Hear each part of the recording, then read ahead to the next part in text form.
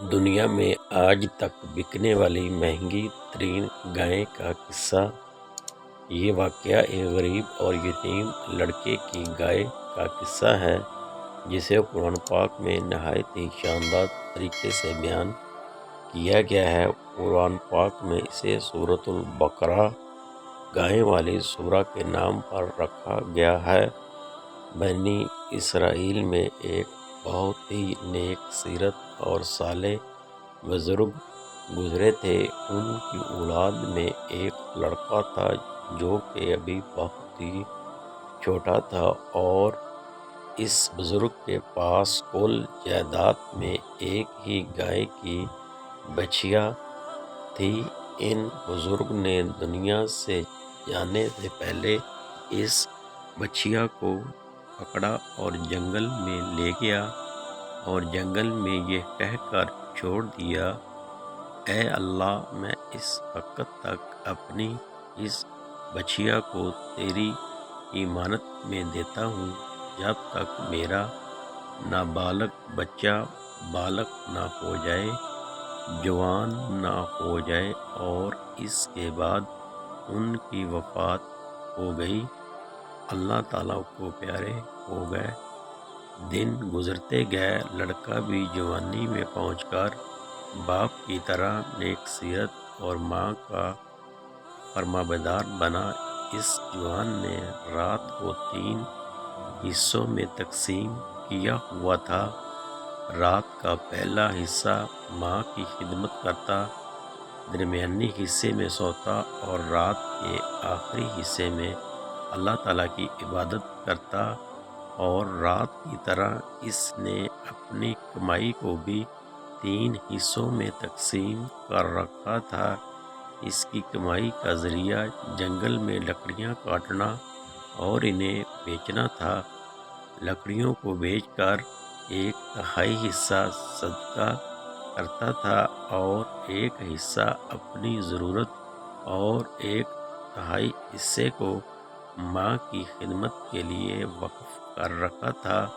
اور ادھر جنگل میں بچھیا بھی بڑی ہو کر گائے بن چکی تھی کہ ایک دن جوان کی والدہ اپنے بیٹے سے اس بچھیا کا ذکر کرتی ہے اور اسے اپنے والد کا پورا واقعہ سناتی ہے، اور کہتی ہے، وہ بچھیا اب میرے حساب سے جوان ہو چکی ہوگی، تم جنگل میں اس جگہ پر جاؤ، یہاں تمہارے باپ نے اسے تمہارے لیے چھوڑا تھا، اور وہاں جا کر تم نے اس طرح اپنے پروردگار سے اس طرح دعا مانگنی ہے، اے حضرت ابراہیم، حضرت اسماعیل اور حضرت اسحاق علیہ السلام کے خدا، میرے رب، میرے باپ کی سونپی ہوئی امانت کو مجھے واپس سونپ دے۔ یہ دعا سکھا کر ماں نے بیٹے کو جنگل کی طرف بھیج دیا۔ وہ گائے پیلے رنگ کی ہوگی، ایسے لگے گی جیسے سورج کی کرنیں اس سے ٹپک رہی ہوگی۔ جوان اسی جنگل میں پہنچنے کے بعد رب کے آگے دعا گو ہوا تو فوراً ہی ایک خوبصورت و حسین گائے دوڑ لگائے جوان کے پاس آ کھڑی ہوئی۔ گائے کو پکڑے جوان نے گھر کی راہ لی اور والدہ کی خدمت میں آ پیش ہوا۔ جب ماں نے گائے کو دیکھا تو بیٹے کو بولنے لگی، بیٹا جا کر اس گائے کو بازار میں فروخت کر آ، لیکن میرے سے مشورہ کیے بغیر کسی کو گائے نہیں دینی۔ اس گائے کی قیمت 3 دینار تک ہی لگانا۔ بازار میں ایک گاہک نے گائے کی قیمت پوچھی تو لڑکے نے کہا 3 دینار، مگر اس پر گاہک نے کہا کہ میں اسے گائے کو 3 دینار سے زیادہ میں خریدوں گا، لیکن تمہیں ماں سے مشورہ نہیں کرنا، مشورہ کیے بغیر ہی گائے کو فروخت کرنا ہوگا۔ لڑکا کہنے لگا 3 دینار سے زیادہ تو کیا تم مجھے جتنے دینار بھی دے ڈالو یہ ہو ہی نہیں سکتا کہ میں ماں کے مشورے کیے بغیر تمہیں گائیں دے ڈالوں۔ لڑکا ماں سے مشورہ کرنے آتا ہے اور ساری حقیقت ماں کو سنانے کے بعد ماں لڑکے سے کہنے لگی بیٹا یہ گاہک مجھے فرشتہ معلوم ہوتا ہے، تم واپس بازار جاؤ اور ان سے مشورہ کر کے پوچھو کیا ہم اس گائے کو کب فروخت کریں۔ جوان نے اس گاہک کو تلاش کر ہی لیا اور سارا ماجرا سنانے کے بعد فرشتہ جو کہ گاہک کی صورت میں تھا کہنے لگا ابھی کچھ دنوں کے لیے اس گائے کو تم مت بیچنا، آنے والے دنوں میں اس گائے کے خریدار حضرت موسیٰ علیہ السلام کی قوم میں سے لوگ ہوں گے اور اس وقت تم اس گائے کے چمڑے میں سونا بھر بھی قیمت مانگتے ہو تو وہ انکار نہیں کریں گے۔ حضرت عیسیٰ علیہ السلام کی قوم اس گائے کو کیوں خریدتی ہے؟ واقعہ کچھ اس طرح ہے، حضرت عیسیٰ علیہ السلام کے دور میں تھوڑے ہی دنوں بعد بنی اسرائیل کے ایک امیر شخص عامل نامی بندے کا قتل ہوتا ہے۔ اس شخص کے قاتل اس کے 2 چچا کے لڑکے تھے۔ قتل کے بعد اس کی لاش کو ورانے میں چھپا ڈالا تاکہ کسی کو پتہ نہ چل سکے۔ صبح اس بات کی خبر جب لوگوں تک پہنچی تو لوگوں نے اس قاتل کی تلاش شروع کر دی۔ چھان بین کرنے کے بعد لوگ ناکام ہو کر حضرت عیسیٰ علیہ السلام کی خدمت میں حاضر ہو جاتے ہیں اور اس بات کا فیصلہ کرنے کی درخواست کرتے ہیں۔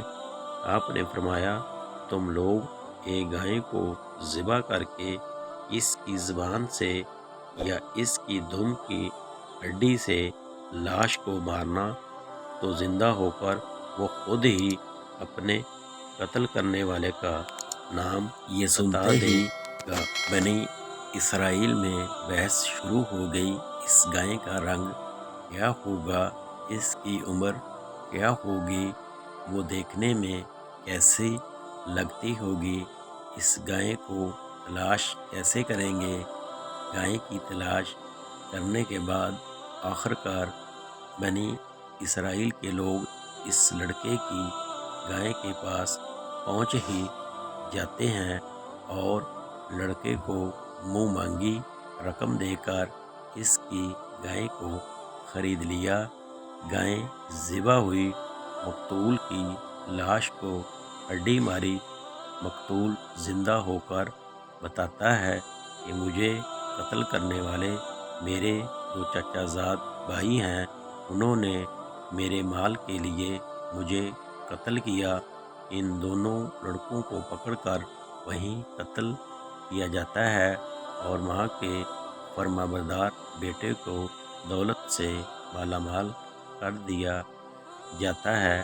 قرآن مجید میں اس واقعہ کا ذکر موجود ہے جب حضرت عیسیٰ علیہ السلام نے اپنی قوم سے یہ فرمایا کہ خدا تمہیں حکم دیتا ہے ایک گائے کو ذبح کرو، تو وہ لوگ بولے کیا آپ ہم سے مذاق کر رہے ہیں؟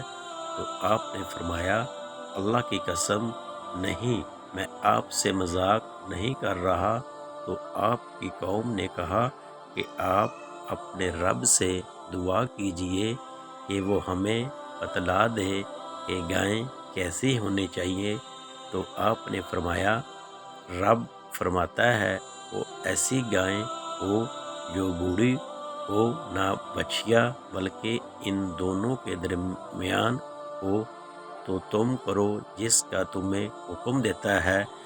اللہ پاک نے فرمایا وہ ایک پیلے گائے ہو، اس کی رنگت پرکشش ہو یا جو دیکھنے والوں کو خوش کر دے، تو وہ بولے آپ اپنے رب سے دعا کیجئے وہ ہمیں صاف صاف بیان کر دے وہ کیسی گائیں ہو، کیونکہ گائیوں میں ہم کو شبہ پڑ گیا ہے اور اللہ چاہے تو ہم راہ پا جائیں گے۔